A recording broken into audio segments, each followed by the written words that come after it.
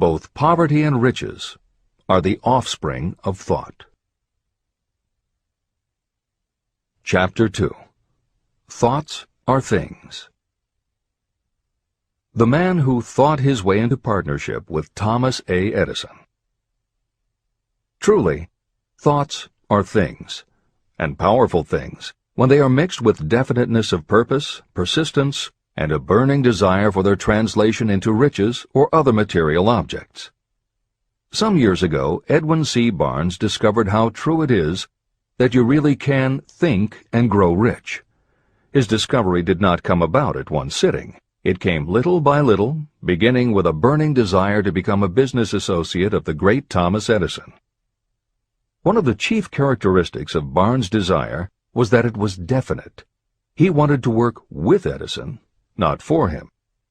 Pay close attention to the story of how he turned his desire into reality, and you'll have a better understanding of the principles that lead to riches. When this desire, or this thought, first flashed into his mind, he was in no position to act upon it. Two problems stood in his way. He did not know Mr. Edison, and he did not have enough money to buy a train ticket to West Orange, New Jersey, where the famed Edison Laboratory was located. These problems would have discouraged the majority of people from making any attempt to carry out the desire. But his was no ordinary desire. The Inventor and the Tramp. Edwin C. Barnes presented himself at Mr. Edison's laboratory and announced that he had come to go into business with the inventor. Years later, in speaking about that first meeting, Mr. Edison said about Barnes, "He stood there before me looking like an ordinary tramp, but there was something in the expression of his face which conveyed the impression that he was determined to get what he had come after. I had learned from years of experience with men that when a man really desires a thing so deeply that he is willing to stake his entire future on a single turn of the wheel in order to get it, he is sure to win.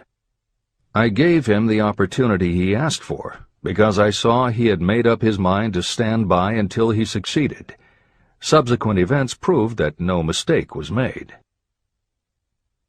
It could not have been the young man's appearance that got him his start in the Edison office. That was definitely against him. It was what he thought that counted. Barnes did not get his partnership with Edison on his first interview. What he did get was a chance to work in the Edison offices at a very nominal wage. Months went by. Nothing happened to bring nearer the goal that Barnes had set as his definite major purpose. But something important was happening in Barnes' mind. He was constantly intensifying his desire to become the business associate of Edison. Psychologists have correctly said, when one is truly ready for a thing, it puts in its appearance. Barnes was ready for a business association with Edison, and he was determined to remain ready until he got what he was seeking. He did not say to himself, "Ah, well, what's the use? I guess I'll change my mind and try for a salesman's job." But he did say, "I came here to go into business with Edison, and I'll accomplish my goal if it takes the remainder of my life." He meant it. What a different story people would tell if only they would adopt a definite purpose and stand by that purpose until it had time to become an all-consuming obsession. Maybe young Barnes did not know it at the time, but his bulldog determination and his persistence in focusing on a single desire was destined to mow down all opposition and bring him the opportunity he was seeking.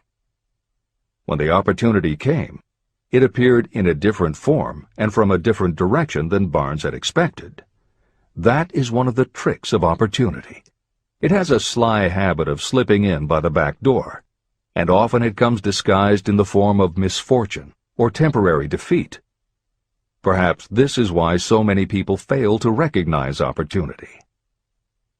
Mr. Edison had just perfected a new device, known at that time as the Edison dictating machine.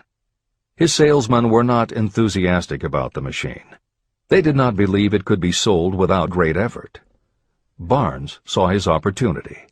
It had crawled in quietly, hidden in a queer-looking machine that interested no one but Barnes and the inventor. Barnes knew he could sell the Edison dictating machine, and he told Edison so. Edison decided to give him his chance. And Barnes did sell the machine. In fact, he sold it so successfully that Edison gave him a contract to distribute and market it all over the nation. Out of that business association, Barnes made himself rich in money, but he did something infinitely greater. He proved that you really can think and grow rich. How much actual cash that original desire of Barnes was worth to him, I have no way of knowing. Perhaps it brought him $2 or $3 million.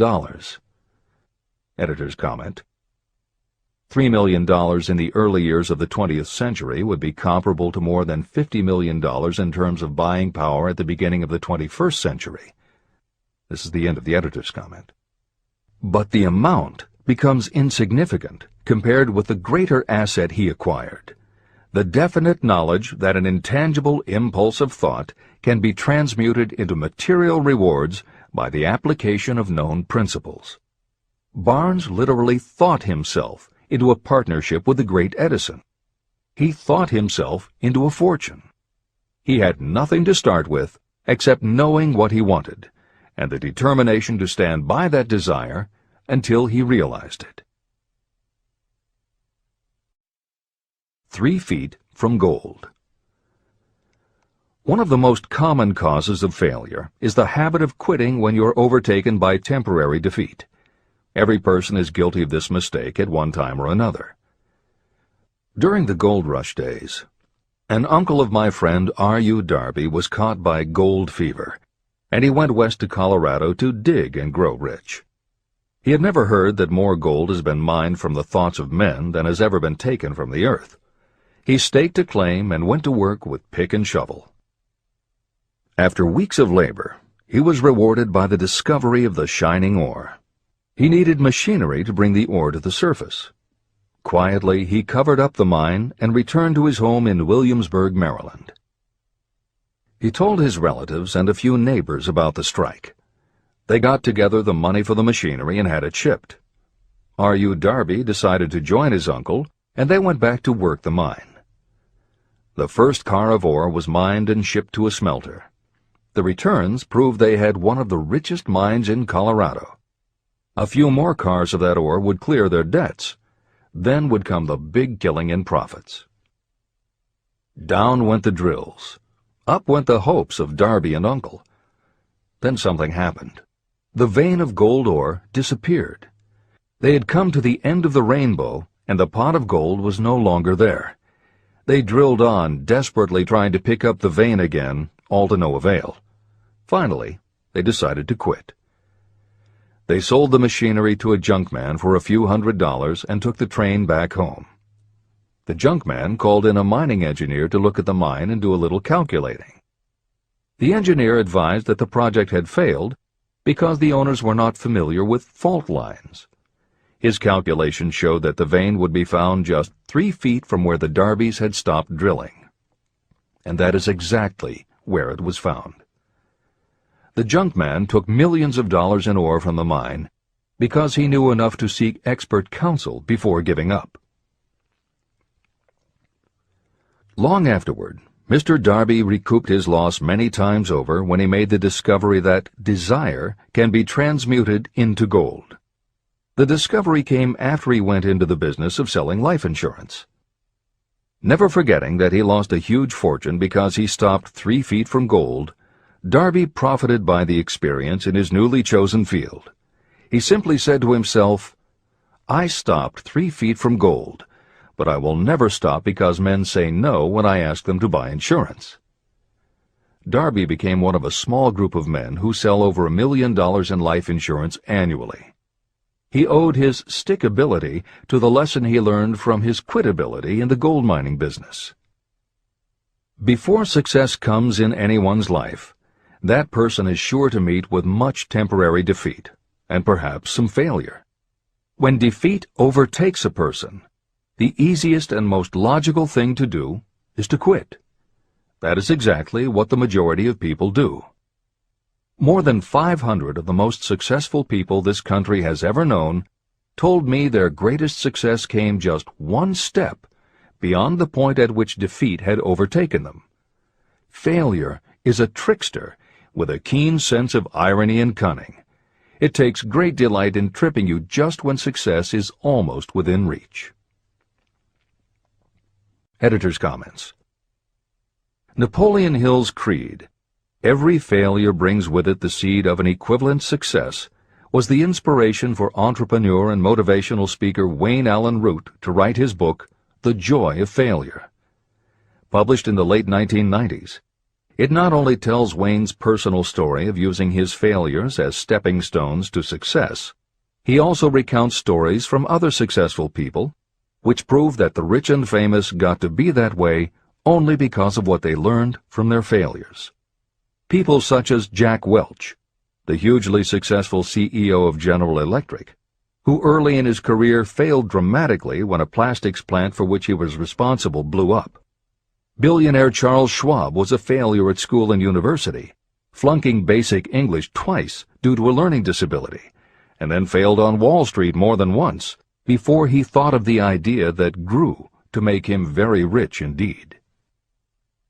Sylvester Stallone, Bruce Willis, Oprah Winfrey, Bill Clinton, Stephen Jobs, Donald Trump, and a host of other equally well-known achievers all had to fail in order to learn the lessons that ultimately made them successes. Every one of them was a failure, but none of them was defeated.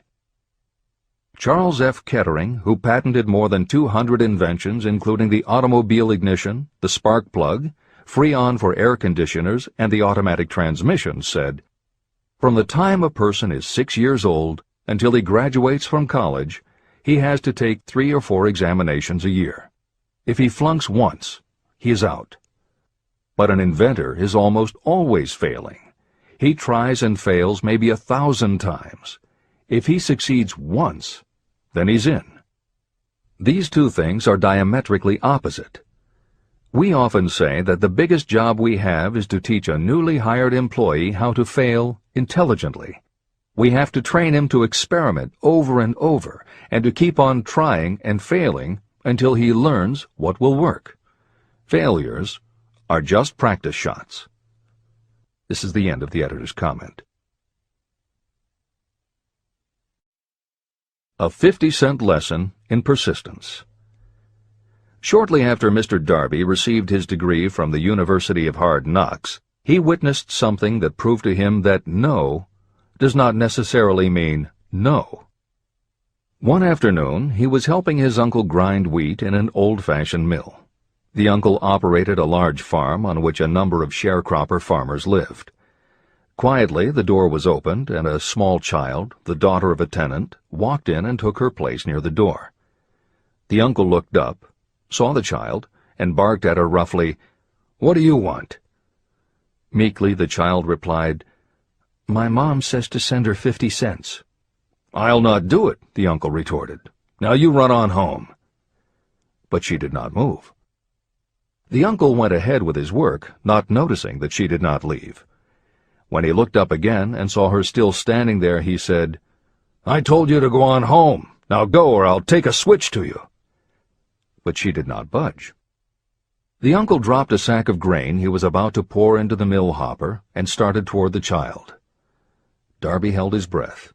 He knew his uncle had a fierce temper. When the uncle reached the spot where the child was standing, she quickly stepped forward 1 step, looked up into his eyes, and screamed at the top of her voice, "My mom's got to have that 50 cents!"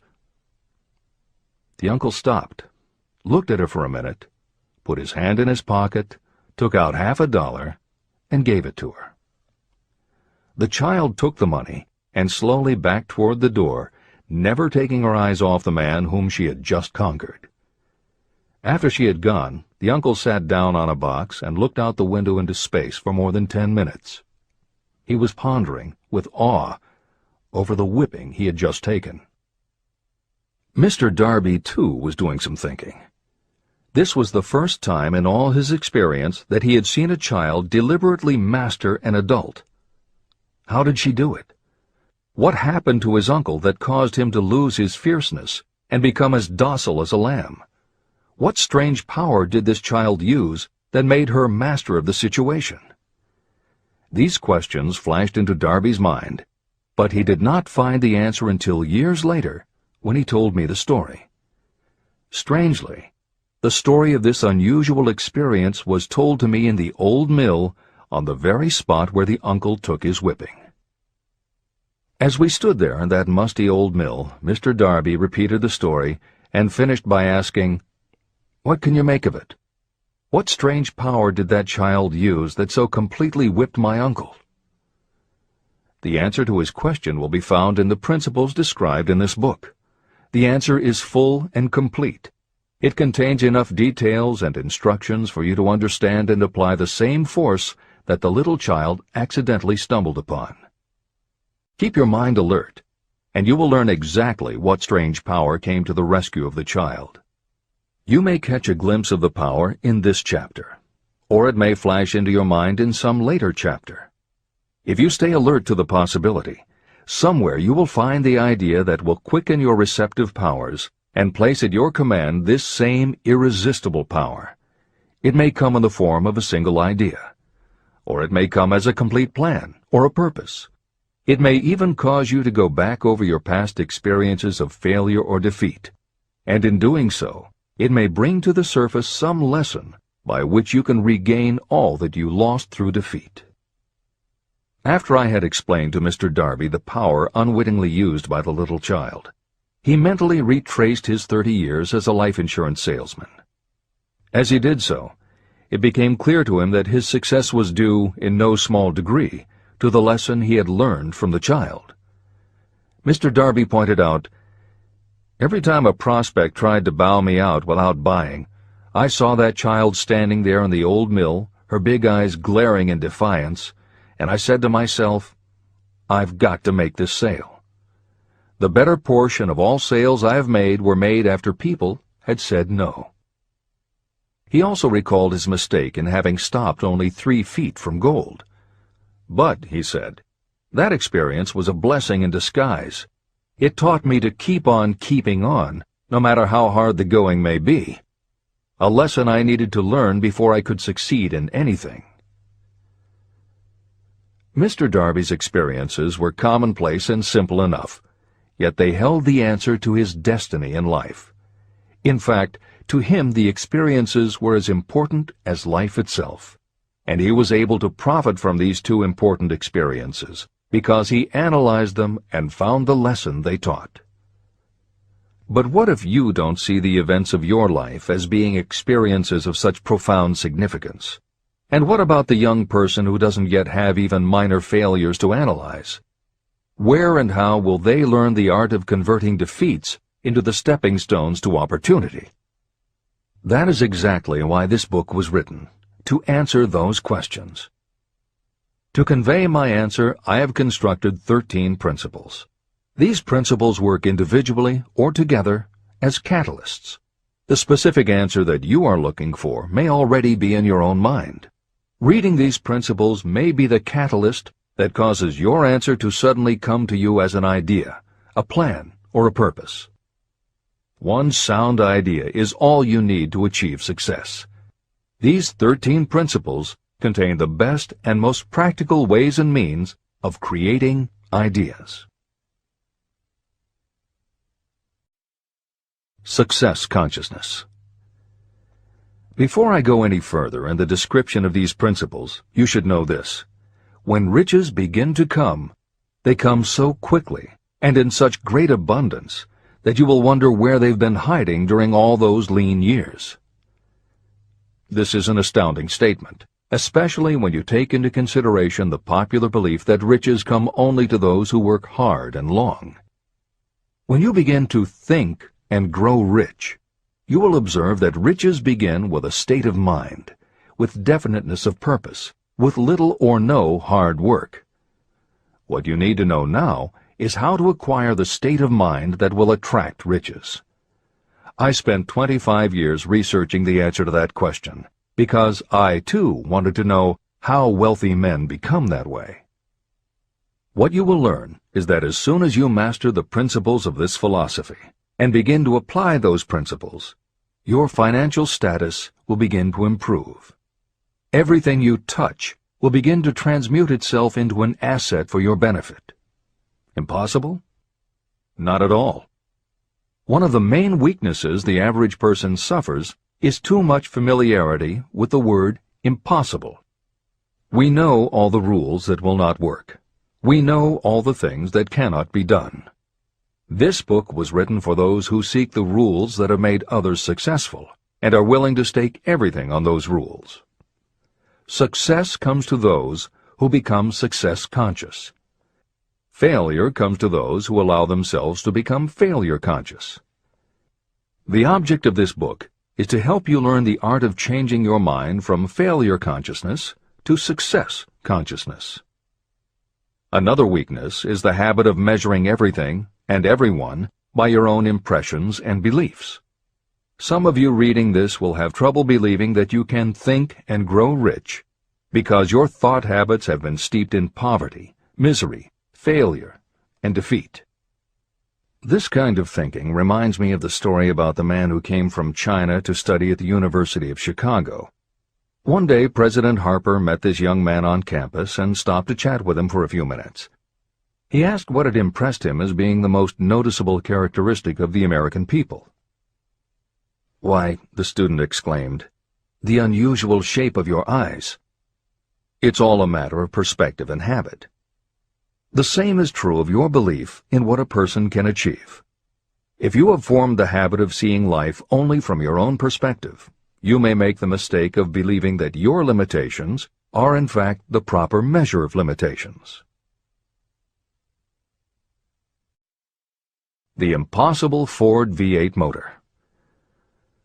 When Henry Ford decided to produce his famous V8 motor, he chose to build an engine with the entire 8 cylinders cast in one block. Ford instructed his engineers to produce a design for the engine.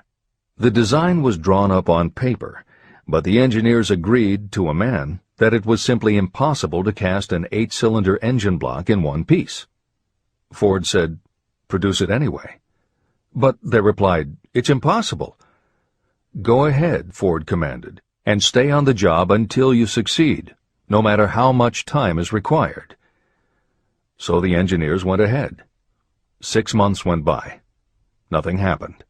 Another 6 months passed, and still nothing. The engineers tried every conceivable plan to carry out the orders, but the thing seemed out of the question. Impossible. At the end of the year, Ford again checked with his engineers, and again they told him they had found no way to carry out his orders. "Go right ahead," said Ford. "I want it, and I'll have it." They went ahead. And then, as if by a stroke of magic, the secret was discovered. The Ford determination had won once more. Henry Ford was a success because he understood and applied the principles of success. One of these principles is desire, knowing clearly what you want. Remember this Ford story as you continue reading this book. Pick out the lines in which the secrets of his stupendous achievement have been described. If you do this, if you can put your finger on those particular principles that made Henry Ford rich, you may equal his achievements in almost any calling for which you are suited. Editor's comments.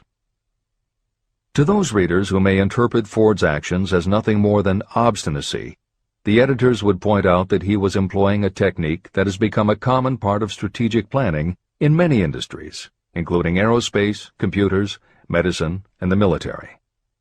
When launching large, complicated, long-term projects, the planners often know that at certain points along the way they will need components that simply do not yet exist. The fact that at the beginning there is no way to get from A to B does not deter them. There are many parts of the project they can get started on now, and they just assume that by the time they get to the point where they will need a technology or a device, they will have solved the problem of making it, and they have been proven right time and again. Stated simply, the technique is to clearly know what you want to accomplish, have faith in your ability to do it, and persist until you have accomplished your goal. This is the end of the editor's comments. Why you are the master of your fate. When the famed English poet William Henley wrote the prophetic lines, "I am the master of my fate, I am the captain of my soul," He should have informed us that the reason we are the masters of our fate, the captains of our souls, is that we have the power to control our thoughts. He should have told us that it is because in some way our brains become magnetized with the dominating thoughts that we hold in our minds. And it is as though our magnetized minds attract to us the forces, the people, and the circumstances of life that are in sync with our dominating thoughts. He should have told us that before we can accumulate riches in great abundance, we must magnetize our minds with intense desire for riches.